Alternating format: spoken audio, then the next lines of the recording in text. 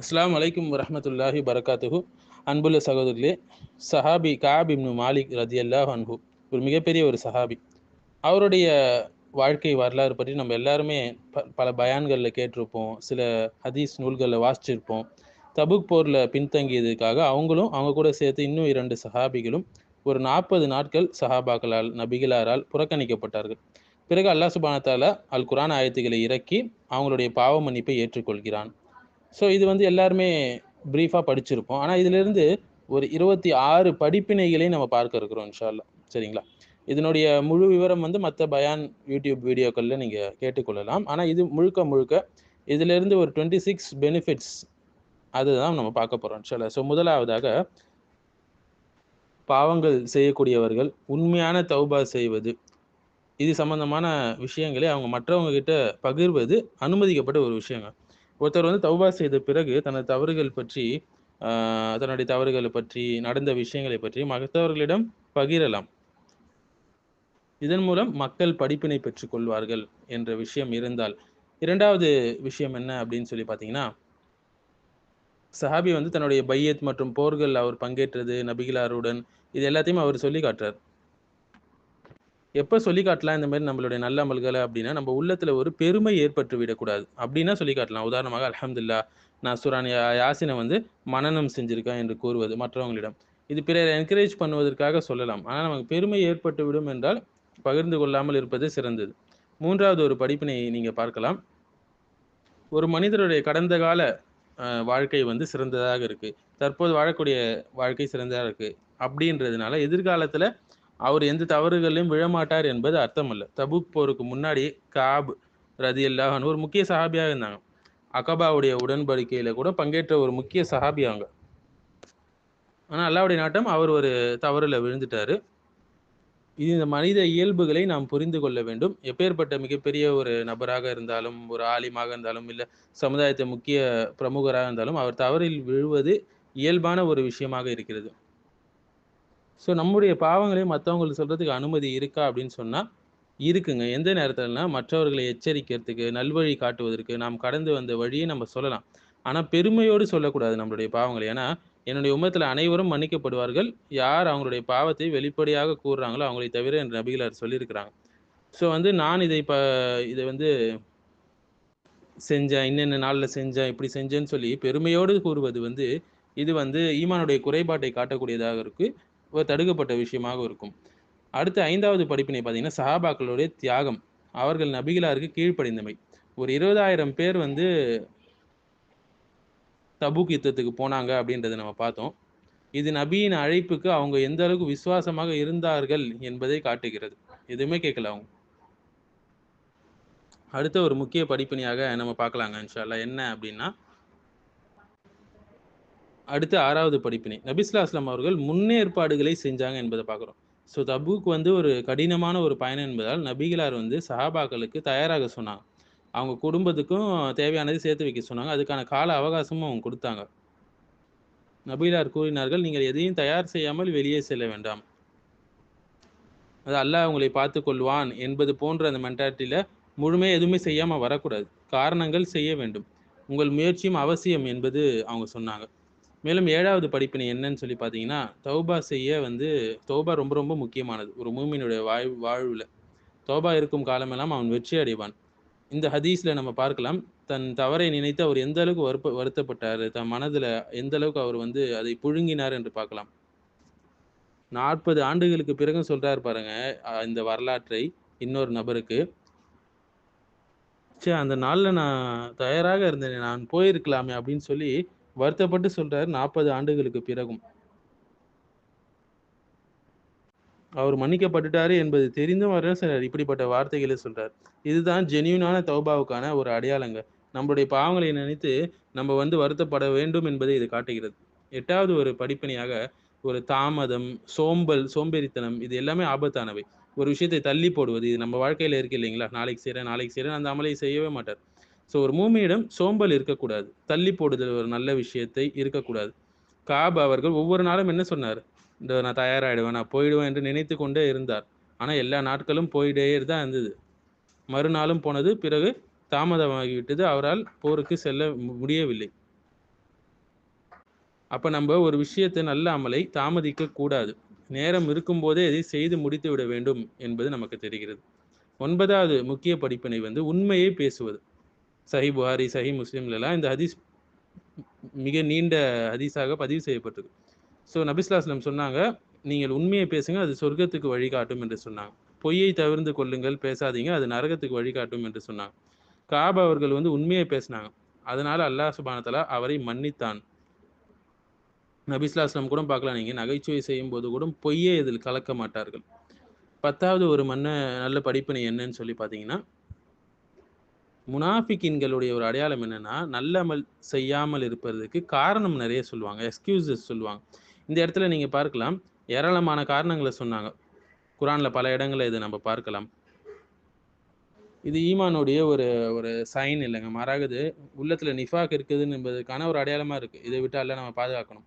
11வது பார்த்தீங்கன்னா, அல்லாஹ்வை மகிழ்ச்சியாக்கக்கூடிய, அல்லாஹ்வுடைய பொருத்தத்தை பெறக்கூடிய விஷயத்தை நாம் தேர்ந்தெடுத்து செய்ய வேண்டும். மனிதர்கள் பொருந்தி கொள்ளவில்லை என்றாலும் அந்த செயலை. கஅப் ரலியல்லாஹு அன்ஹு அவங்க சொல்றாங்க பாருங்க, நான் உண்மையை பேசினால் நபி ஸல்லல்லாஹு அலைஹி வஸல்லம் அவங்க வந்து கோபப்படலாம் என்னுடைய இந்த விஷயத்தை கேட்டு. ஆனா அல்லாஹ் வந்து என்ன செய்வான்? இதை ஏற்றுக்கொள்வான், மகிழ்ச்சி அடைவான் என்று சொல்றாங்க. யார் அல்லாஹ்வுடைய பொருத்தத்தை நாடுறாங்களோ, மனிதர்கள் அவர்களை வந்து பொருந்திக் கொள்ளவில்லை என்றாலும், அவர்கள் வந்து அல்லாஹ்வுடைய பொருத்தத்தையும் பெற்று விடுவார். பிறகு மனிதர்களுடைய பொருத்தத்தையும் பெற்று விடுவார். யார் மனிதர்களுடைய பொருத்தத்தை பெற வேண்டும், அல்லாஹ்வை வந்து கோபப்படுத்தி அப்படின்னோ, அப்படி அவங்க வந்து அல்லாஹ்வுடைய பொருத்தத்தையும் பெற முடியாது, மனிதர்களுடைய பொருத்தத்தையும் பெற முடியாது என்று ஹதீஸ்கள்ல நம்ம பார்க்கிறோம். இதை வந்து கஅப் ரலியல்லாஹு அன்ஹு அவர்கள் வந்து இதை அமல் செய்கிறார்கள். ஸோ அல்லாஹ்வுடைய பொருத்தத்தை அவங்க முன்னாடி எடுத்து வைக்கிறாங்க. ஆனா முனாஃபிகூன்கள் பாருங்க, அவர்கள் வந்து அல்லாஹ்வையும், அல்லாஹ்வுடைய ரசூலுடைய பொருத்தத்தையும் விட, மக்களுடைய பொருத்தத்தை பெறுவதற்கே அவர்கள் விரும்பக்கூடியவர்களாக இருக்கிறாங்க. இன்றைய வரைக்கும் பார்க்கலாம். சமூகத்துல அப்படி இருக்கிறாங்க. அடுத்து ஒரு 12வது முக்கிய படிப்பினையாக, குழப்பமான நேரங்களில் சமுதாயத்தில் நல்லவர்களை நாம் அவங்களுடைய வழியை பின்பற்ற வேண்டும். ஸோ வந்து கஅப் ரலியல்லாஹு அன்ஹு ஒரு குழப்பமான நேரத்துல இருந்தாங்க. அந்த நேரத்துல என்ன செஞ்சாங்க? தீய மனிதர்களை பார்க்கல, முனாஃபிக்குன்களை பார்க்கல. நல்ல மனிதர்களை பார்த்து படிப்பினை எடுத்துக்கொண்டாங்க. யாரெல்லாம் என்ன போலவே எக்ஸ்கியூஸ் சொல்லி இருக்கிறாங்கன்னு சொல்லி கேட்கும்போது, முராரா, ஹிலால் போன்ற இந்த சஹாபிகளும் உங்கள போலவே பின்தங்கி இருக்கிறாங்க. உங்கள போலவே உண்மையை பேசினவங்களா என்றதுனால அவர் என்ன செஞ்சாங்க அப்படின்னா, அப்ப நான் பொறுமையா இருக்கிறேன் அப்படின்னு சொல்லி அவங்க சொல்லி பொறுமையாக இருக்கிறாங்க. இறுதியில வெற்றி கிடைக்குது. இதனால தாங்க சோதனையான காலங்களில் கூட நம்ம வந்து யாருக்கு இல்ம் இருக்கோ, ஈமான் தக்வா இருக்கோ, அவங்களோடு நாம் ஒத்து இருக்க வேண்டும். அவர்களை நாம் பின்பற்ற வேண்டும். அடுத்த ஒரு முக்கிய படிப்பினை பார்த்தீங்கன்னா, கஅப் அவர்களுடைய நண்பர்கள், உறவினர்கள்லாம் என்ன சொன்னாங்க, நீங்க மறுபடியும் நபி ஸல்லல்லாஹு அலைஹி வஸல்லம் போய் எப்படியாவது பேசி சரி செஞ்சுடுங்க. நபி ஸல்லல்லாஹு அலைஹி வஸல்லம் வந்து உங்களுக்காக பாவ மன்னிப்பு கேட்பாங்க. அதுவே போதுமானதா இருக்கும் உங்களுக்கு சொன்னாங்க. ஸோ பாருங்க, நம்ம நல்ல மனிதர்களோடு கூட இருக்கும்போது, நமக்கு அவங்க வந்து நல்லதை ஏவுவாங்க. ஸோ நம்ம கூட இருக்கக்கூடிய மனிதர்கள் வந்து இந்த இடத்துல இவங்களுடைய பேச்சு கேட்கல. மாறாக யார் நல்ல மனிதர்களோ அவருடைய பேச்சு கேட்டு அவங்களுடைய வழியை பின்பற்றாரு கஅப் குழப்பமான காலகட்டத்தில். அடுத்த ஒரு படிப்பினை 13வது படிப்பினையாக நீங்கள் பார்க்கலாம். அடுத்த 13வது படிப்பினையாக நபி ஸல்லல்லாஹு அலைஹி வஸல்லம் உடைய சுன்னா என்ன அப்படின்னு சொல்லி பார்த்தீங்கன்னா, வெளிப்படையாக எது தெரிகிறதோ அதை வைத்து தான் நபி ஸல்லல்லாஹு அலைஹி வஸல்லம் மதிப்பீடு செய்வார்கள், தீர்ப்பு கூறுவார்கள். அவங்களுடைய உள்ரங்கமான விஷயங்கள், நியத் விஷயங்களை அல்லாஹ்விடம் விட்டு விடுவார்கள். நபி ஸல்லல்லாஹு அலைஹி வஸல்லம் தெரியும் முனாஃபிகீன்கள் பொய் சொல்கிறார்கள் என்று. ஆனால் தான் கஅப் அவர்கள் உண்மையை சொன்னபோது, நபி ஸல்லல்லாஹு அலைஹி வஸல்லம் இந்த மனிதர் உண்மையை பேசுகிறார் என்று சொன்னாங்க. ஸோ பிறர் பொய் பேசுவதை தெரிந்திருந்தும் நபிகளார் என்ன செஞ்சாங்க? அதை வைத்து ஆக்ஷன் எடுக்கல. மாறாக அவங்களை அல்லாஹ்விடம் விட்டு விட்டாங்க. அவங்களோட நியத். அவங்களுடைய வெளிரங்கமான எக்ஸ்கியூஸஸ வச்சு தான் என்ன செஞ்சாங்க? தீர்ப்பு கொடுத்தார்கள். நபி ஸல்லல்லாஹு அலைஹி வஸல்லமே இப்படி என்றால், நாம் எப்படி இருக்க வேண்டும்ங்க? நாம் மற்றவங்களுடைய உள்நோக்கத்தை அடிக்கடி குறை சொல்வது, லேபிளிங் பண்றது, இதுகளை எல்லாம் விட்டுவிட வேண்டும். அல்லாஹ்விடம் அவர்களை விட்டுவிட வேண்டும். நமக்கு வெளிப்படையாக என்ன தெரிகிறதோ, அதை வைத்து தான் நாம் தீர்ப்பு கூற வேண்டும். அடுத்து 14வது ஒரு முக்கிய விஷயம் என்னன்னா, ஒருவரை பத்தின ஒரு ஒப்பீனியன், ஒரு எண்ணம் நம் உள்ளத்தில வைத்திருப்பது. அது வந்து இஸ்லாமுக்கு எதிரானதல்ல. எதுவரை என்றால், வெளிப்படையாக கூறாதவரை அது ஓகே. அப்போ உங்கள் உள்ளத்தில ஏதாவது ஒரு எண்ணம் இருந்ததுன்னா, அது தவறு கிடையாது. ஆனா அது வெளிப்படையாக கூறினால் அது ஒரு பிரச்சனையாகும் என்று இருந்தால், அதனால் தவிர்ந்து விடுங்க. ஆனா நீதிமன்றத்தில எல்லாம் இது செல்லாது. பொதுவாக இது வெளியே சொல்ல வேண்டிய நேரம் ஏற்படும்போது நீதிமன்றங்கள் போன்ற இடங்கள்ல நம்ம சொல்லி தான் ஆகணும். அப்ப இதை நாம் புரிந்து கொள்ள வேண்டும். அடுத்து 15வது படிப்பினை நாம பார்க்கலாம். உங்களுடைய ஒரு சகோதரரை பற்றி ஒரு குற்றம், குறை வருகிறது என்றால், நேரடியாக open conversation, one to one conversation வச்சுக் கொள்ள வேண்டும். அதை கிளாரிஃபை பண்ணிக்க வேண்டும். கஅப் ரதி கஅப் அவர்கள் நபிகளாரிடம் வந்தபோது ஸல்லல்லாஹு அலைஹி வஸல்லம், நபி அவர்கள் என்ன செஞ்சாங்க? அவங்கள பத்தி கோவமா இருந்தாங்க. ஆனா அவங்க என்ன கேட்டாங்க? "உங்களுக்கு ஒட்டகம் கிடைக்கவில்லையா வருவதற்கு?" என்று கேட்டாங்க. நேராக கேள்வி எழுப்புனாங்க. அதனால ஒரு பிரச்சனை என்று வரும்போது, நம்ம direct one to one conversation வச்சுக்கணும் அப்படின்றதை நம்ம பார்க்க வேண்டும். அடுத்து 16வது படிப்பினையாக நாம் பார்ப்பது, சஹாபாக்கள் நபிகளாரை ஆ ஒரு அல்லாஹ்வுடைய பண்புகளுக்கு நிகராக அது போன்ற நிலைக்கெல்லாம் அவங்க உயர்த்தவில்லை. ஏன்னா சில சகோதரர்கள் அப்படி உயர்த்துறாங்க. வழி தவறுன, வழி கெட்ட கொள்கையில இருக்கக்கூடியவங்க அப்படி உயர்த்துறாங்க. நபிகளாருக்கு எல்லாமே இல்முல் கைப் தெரியும், அல்லாஹ் காட்டிக் குடுத்துட்டான் அப்படின்னு. அப்படி எல்லாம் கிடையாது. நபி அவர்கள் ஒரு மனிதர் மட்டுமே. நபிகளாரால் ஒருத்தனுடைய உள்ளத்தை அறிய முடியாது. நபிகளாரால் டைரக்ட்டா ஒருத்தவங்களுடைய பாவத்தை மன்னிக்க முடியாது. இது எல்லாமே அவங்களுடைய வரலாற்றை சீராவை படிக்கும்போது ஒவ்வொருக்கு தெரியும். ஸோ நபிகளாரே அவங்கள அவங்கள ஒரு மனிதன் ரேஞ்சுல வைத்திருந்தார்கள் சஹாபாக்கள். பிற்காலத்துல வந்தவங்க அவங்கள அல்லாஹ்வுடைய இடத்துக்கு உயர்த்தி விட்டார்கள். இது தவறான ஒரு விஷயமாகும். அடுத்து 17வது படிப்பினை பாருங்க.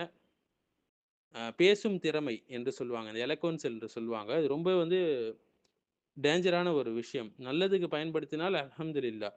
ஆனால் நெறைய பேர் தவறாக அதை பயன்படுத்துகிறார்கள். ஸோ நம்மகிட்ட அல்லாஹ் அந்த குவாலிட்டிய குடுத்துருக்கான்னா, அது சரியான முறையில பயன்படுத்தணும். நபி ஸல்லல்லாஹு அலைஹி வஸல்லம் கூட சொல்றாங்க.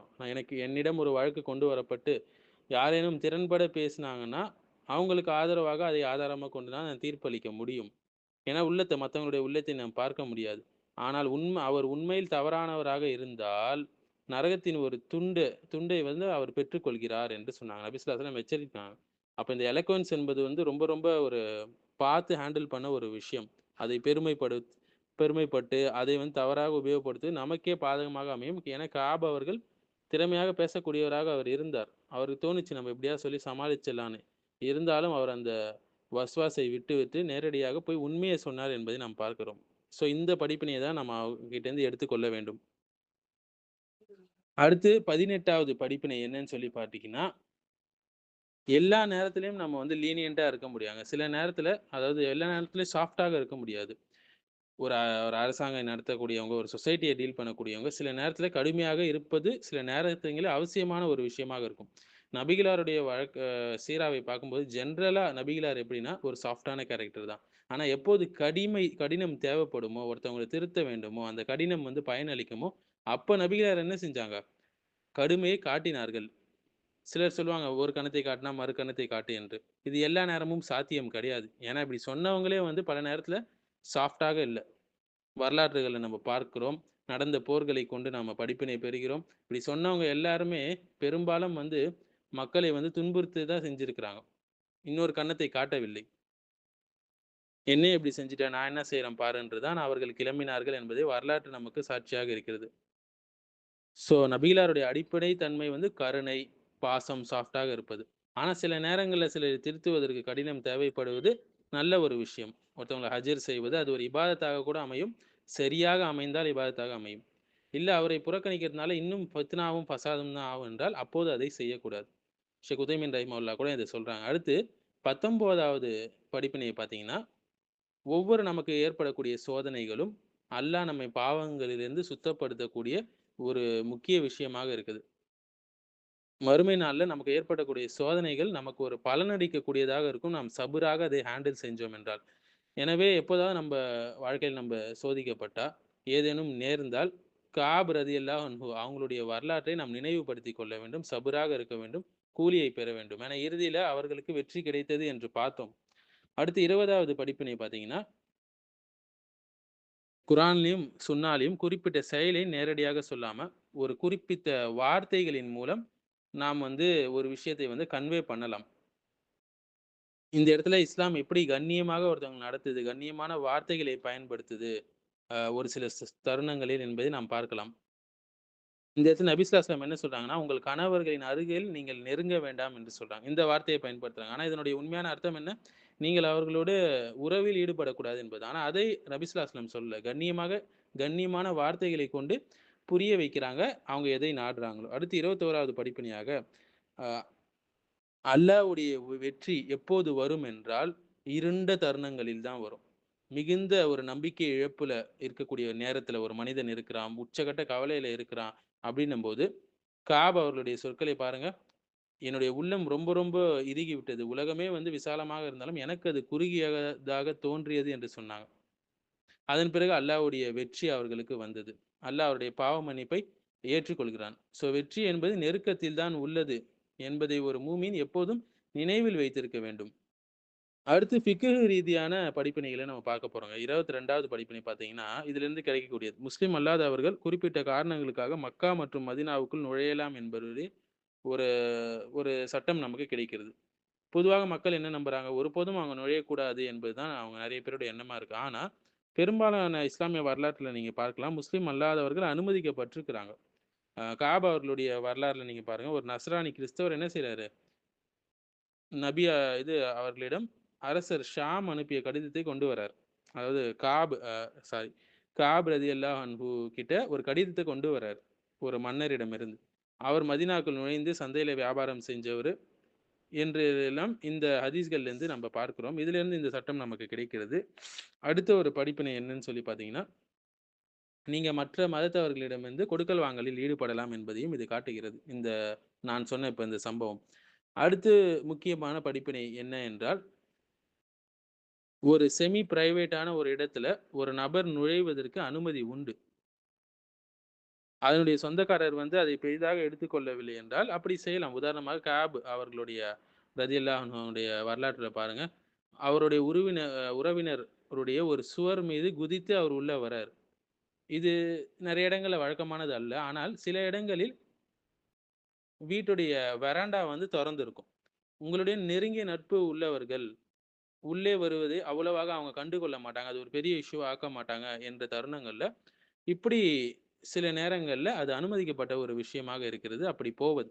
அந்த சொந்தக்காரர் வந்து அதை தவறாக எடுத்துக்கொள்ள மாட்டார். உங்களுடைய நெருங்கிய சொந்தம் அப்படி என்று இருந்தால், அதுக்கான அனுமதி இருக்கிறது. அடுத்த ஒரு முக்கிய படிப்பினை என்னன்னு சொல்லி பார்த்தீங்கன்னா, அடுத்த ஒரு முக்கிய படிப்பினை சஜ்தா ஷுக்ர். இது ஒரு இபாதத்தாக இருக்கிறது. நமக்கு ஏதாவது ஒரு நல்ல விஷயம் வந்துருச்சு, நம்ம ஒரு தீமையிலேருந்து பாதுகாக்கப்பட்டோம்னா, உடனே ஒரு ரக்காயத் சஜ்தா செய்து அந்த இடத்துல என்ன செய்யணும்? நம்ம வந்து அல்லாஹ்விடம் அல்ஹம்துலில்லாஹ் சொல்ல வேண்டும். அல்லாஹ்வை புகழ வேண்டும். இதற்கு வந்து உதுலாம் தேவையில்லை. காப் ரலியல்லாஹு அன்ஹு அவருடைய சம்பவத்தில இத நம்ம பார்த்தோம். கூரையில இருந்து அவர் தொழுது கொண்டிருக்கிறார். நல்ல செய்தி கேட்டவுடன் உடனே சஜ்தால விழுகிறார். இது ஒரு சுன்னாவான விஷயமாக இருக்கிறது. எந்த நிலையிலும் இதை வந்து ஒருத்தவங்க செய்யலாம். ஆனா அல்லாஹ் அக்பர் என்று சொல்ல வேண்டுமா என்று பார்த்தீங்கன்னா, என்ற கேள்வி பார்த்தீங்கன்னா, சிறிய கருத்து வேறுபாடுகள் அதில இருக்கு. அது சொல்வது சிறந்தது. அடுத்த முக்கிய படிப்பினை பார்த்தீங்கன்னா, நல்ல செய்தி மற்றவர்களிடம் நம்ம வந்து உரக்க சொல்ல வேண்டுங்க. நல்ல செய்தி என்பது சமூகத்துடன் பகிர்ந்தளிக்க வேண்டிய ஒரு ஒன்று. இந்த இடத்துல நீங்க பார்க்கலாம், ஒரு மனிதர் என்ன செய்றாரு? மலை மீது ஏறி அந்த செய்தியை வந்து சத்தமாக உரக்க சொல்கிறார். நம்ம நல்ல விஷயங்களை மத்தவங்களிடம் சொல்ல வேண்டும், பரப்ப வேண்டும். கெட்ட விஷயங்களை தான் நாம் என்ன செய்யணும்? பரப்பக்கூடாது. ஆனா இன்னைக்கு இது வந்து உல்டாவா நடக்குது நாட்ல. அடுத்த ஒரு முக்கியமான படிப்பினை பாருங்க. சில தருணங்களில் சிலருக்கு வந்து எழுந்து வரவேற்பது அனுமதிக்கப்பட்ட ஒரு விஷயமாக இருக்கிறது. ஏன்னா சில பேர் நெறைய பேர் இந்த ஹதீஸ தவறா புரிஞ்சு கொள்றாங்க இல்லைங்களா? யார் தனக்காக எழுந்து நிற்க வேண்டும் என்று நினைக்கிறாரோ, அவர நரகத்துல ஒரு சீட்டை தயார் செய்து வைத்துக் கொள்கிறார்ன்ற இந்த ஹதீஸ இது கூட சேர்த்து குழப்பிக்கிறாங்க. சில நேரங்கள்ல அது அனுமதிக்கப்பட்டது. நபி ஸல்லல்லாஹு அலைஹி வஸல்லம் ஃபாத்திமா ரதியல்லாஹு அன்ஹா எழுந்து வரும்போது, தன் மகளை எழுந்து வரவேற்றார்கள். மேலும் வந்து சாத் ரதியல்லாஹு அன்ஹு உங்களுடைய தலைவருக்காக எழுந்து நில்லுங்கன்னு ரசூல் ஸல்லல்லாஹு அலைஹி வஸல்லம் சொல்லியிருக்கிறாங்க. இந்த அறிவிப்புகளையும் இதையும் சேர்த்து பார்க்கும்போது, சில நேரங்கள்ல அப்படி செய்வது தவறு இல்லன்னு புரியுது. இந்த இடத்துல கஅப் இப்னு மாலிக் இவங்களுடைய இந்த வரலாற்றில பார்க்கும்போது, தல்ஹா இப்னு உபைதுல்லா என்ன செஞ்சாங்க? எழுந்து வந்து கஅபை வந்து வரவேற்றாங்க, கை குலுக்குனாங்க. இது ஒரு வாலண்டரி ஹேபிட்டா ஆயிடக்கூடாது. எப்ப பார்த்தாலும் இப்படி செய்யறதுன்னு ஆயிடக்கூடாது. அக்கேஷனலா அது செய்வது தவறு கிடையாது. உங்களுடைய ஒரு சொந்தக்காரர், நண்பர் ரொம்ப நாள் கழிச்சு ஊர்ல இருந்து வரார் என்றால், அவருக்காக எழுந்து நின்று அவரை கட்டி அணைப்பது, அவர கங்கிராச்சுலேட் பண்றது, இது எல்லாம் தவறு கிடையாது. கிரீட் பண்றது எல்லாம். அடுத்து சஹாபாக்களுடைய அந்த மெமரி பவர பாருங்க. இத்தனை வருடங்கள் ஆனாலும் கரெக்ட்டா என்ன நடந்ததோ அதை சொல்கிறார்கள். நம்ம எந்த அளவுக்கு நம்மளுடைய மெமரி பவர தக்க வச்சுக் கொள்ள வேண்டும், அதை பலனுள்ளதாக ஆக்க வேண்டும் என்பது நமக்கு தெரிகிறது. அடுத்து பியர் பிரஷர் என்று சொல்லுவாங்க. நம்ம சுத்தி இருக்கக்கூடியவங்கலாம் நம்ம பிரஷர் பண்றாங்கன்றதுக்காக ஒரு தவறான விஷயத்த நம்ம செய்யக்கூடாது. எது கரெக்ட்டோ அதை தான் நாம் செய்ய வேண்டும் என்பது இந்த வரலாற்றிலிருந்து நமக்கு படிப்பினையா கிடைக்குது. ஏன்னா மத்தவங்க சொல்லும்போதும் கஅப் அதை கேட்கல. மற்ற நல்ல மனிதர்கள் என்ன ஸ்டாண்ட்ஸ் எடுத்தாங்களோ, அந்த ஸ்டாண்ட்ஸ தான் இவங்க எடுக்குறாங்க. அடுத்தது பொய் சொல்வது எந்த காலத்திலும் அது வந்து தடை செய்யப்பட்ட ஒரு விஷயமாக இருக்கிறது. எக்செப்ட் மார்க்கம் ஒரு சில விரல் விட்டு எண்ணக்கூடிய சில விஷயங்கள் சொல்லுது. கணவன் மனைவிக்குள்ள அது மாரி சில விஷயங்கள் 2 பேரை சேர்த்து வைக்கிறது, அது போன்ற விஷயங்களை தவிர, பொதுவாக பொய் பேசுவது வந்து ஒரு பாரதூரமான பெரும் பாவமாக இருக்கிறது. அது இந்த வரலாற்றிலிருந்து நமக்கு கிடைக்கக்கூடிய முக்கிய படிப்பினையாக இருக்குது. அதேபோல ஒரு மூமின் தனக்கு எதிராக இருந்தாலும், அவர் சத்தியத்தை பேசக்கூடியவராக இருக்க வேண்டும். தனக்கு சார்பாக இருந்தவர்களுக்கு எதிராக இருந்தாலும், அவர் அந்த இடத்துல சத்தியத்தை பேசணும் என்பது இந்த வரலாற்றிலிருந்து நமக்கு படிப்பினையாக கிடைக்கிறது. அடுத்த ஒரு முக்கிய படிப்பினை, சோதனைகள் வரும்போது தான் யார் நல்லவங்க, கெட்டவங்கன்னு தெரியும் நமக்கு. வெறுமனே நம்ம ஒருத்தவங்கள வந்து சொல்லிட முடியாது. ஸோ அல்லாஹ் இந்த இடத்துல சோதிக்கிறான். அவர்களுக்கு அவர் சபூராக இருக்கும்போது வெற்றியும் கொடுக்கிறான். அல்லாஹ் வந்து எந்த அளவுக்குன்னா, குரான் ஆயத்தே இறக்கிட்டான் அந்த சஹாபி. 117வது, 118வது ஆயத்த. அவருடைய அவர்களை தூய்மைப்படுத்தி. 50 நாட்கள் வந்து கஷ்டப்பட்டாங்க. அல்லாஹ் அல்லாஹ்விடமிருந்து ஒரு ரிசல்ட் வருவதற்காக. நெறைய பேர் என்ன நெனைக்கிறாங்க, இன்னைக்கு துவா செஞ்சுட்டு நான் உடனே அடுத்த நிமிஷமே கபூல் ஆயிடணும். தவறுங்க. அல்லாஹ்க்கு தெரியும் எந்த நேரத்துல எத குடுக்கணும். அல்லாஹ் ஒரு ஹிக்மத்தோடு செயல்படக்கூடியவனாக இருக்கிறான். நம்ப அவசரத்துக்காகலாம் நம்ம என்ன செய்யக்கூடாது? அல்லாஹ்விடம் வந்து அல்லாஹ்வை குறை காணக்கூடாது என்பது நமக்கு தெரிகிறது. அடுத்து அல்லாஹ்வுடைய கபூலியத் அல்லாஹ் கபூல் செய்வது, ஏற்றுக்கொள்வது தான் மிகப்பெரிய ஒரு ரிவார்ட் ஒரு மூமினுக்கு. எந்த உலகத்துடைய இன்பங்களை விட, கிஃப்ட்டை விட. அதனால நம்ம எது செஞ்சாலும் அல்லாஹ்வுடைய அக்செப்டன்ஸ் இருக்குமா என்பதை தான் எதிர்பார்க்க வேண்டுமே தவிர, மனிதர்கள் அக்செப்ட் பண்ணுவாங்களா? அ இந்த உலகத்தில் எனக்கு அங்கீகாரம் கிடைக்கவில்லை என்றெல்லாம் வருந்தக்கூடாது. அல்லாஹ்விடம் இதுக்கு அங்கீகாரம் கிடைக்குமா என்பதை தான் ஒரு மூமின் தேடி தேடி செய்ய வேண்டும். அடுத்த குர்ஆன் ஆயத்து நமக்கு ஞாபகம் வருது. சோதனைகளோடு சேர்ந்து, கஷ்டத்தோடு சேர்ந்து இலகுவும் இருக்கிறது. இந்த இடத்துல அவர் கஷ்டப்பட்டாரு. இலகுவா அல்லாஹ் சீக்கிரமாவே குடுத்துட்டான். மேலும் இதன் மூலியமா அவர் பெற்ற படிப்பினை என்ன? ஒருபோதும் இனிமேட்டு நான் பொய் சொல்ல மாட்டேன்னு சொன்னாரு. இதுதான் உண்மையான தௌபாவுடைய வெளிப்பாடு. இறுதியாக ஒரு படிப்பினை என்ன சொல்லி பார்க்க போறோம்னா, உம்மத்துக்கு ஒரு படிப்பினையாக இருக்கு இந்த நிகழ்வு. சிறந்த மனிதர்கள் கூடும் சமயத்துல தவறு செய்யக்கூடியவங்களாக இருப்பார்கள். ஆனா, இந்த இடத்துல முக்கியமா நம்ம பார்க்க வேண்டிய விஷயம் என்னன்னா, அந்த தவறு நிகழ்ந்து விட்டவிடம் அல்லாஹ்விடம் முழுமையாக அவரு திரும்பக்கூடிய ஒரு நபராக இருக்கிறாரா? தௌபா சேர்ந்து அதத்தான் நாம் பார்க்க வேண்டும். ஸோ இன்றைய வரைக்கும் நம்ம வந்து கண்ணியமாக பார்க்கிறோம் அந்த சஹாபியை. காரணம் என்ன? அவர் உண்மையை சொன்னார். இறுதியில அல்லாஹ் வெற்றியை கொடுத்தான். அவருடைய பிழை நமக்கு நினைவு வர்றதில்ல. மாறாக அவருக்கு அவரை அல்லாஹ் தூய்மைப்படுத்தியது, அவருக்கு வெற்றி குடுத்தது தான் நம்ம நினைவுக்கு வருகிறது.